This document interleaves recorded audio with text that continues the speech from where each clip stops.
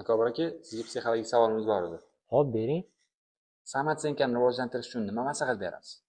Xo'p, samotsenkani realni oshiradigan 3 ta maslahatim bor. Birinchisi, o'zingiz bilan o'zingiz ijobiy gaplashishni o'rganing. Ingliz tilida buni positive self talk deydi. O'sha positive self talk o'ziga ishonchni va o'ziga baho berishni 15% ga oshirib berishi isbotlangan. Ikkinchi qoida, o'zingizni boshqalar bilan taqqoslashni to'xtating. Buning uchun Instagramda kamroq o'tirish kerak. Chunki biz ijtimoiy tarmoqlarda boshqalarni ko'raveramiz, depressiya va xavotir xavfi 27% ga oshadi. Bu ilmiy isbotlangan. Bizda depressiya, xavotir bo'lgandan keyin boshqalar bilan o'zimizni taqqoslayverganimizdan keyin, конечно, u samotsenka pasayib ketadi.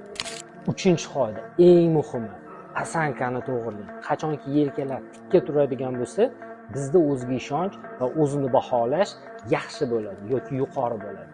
Isbotlangan 50% gacha shunchaki gavdani tik tutishni o'rganish, gavdani tik tutib yurish orqali odam samotsenka va o'ziga ishonchini 50% gacha oshirishi mumkin.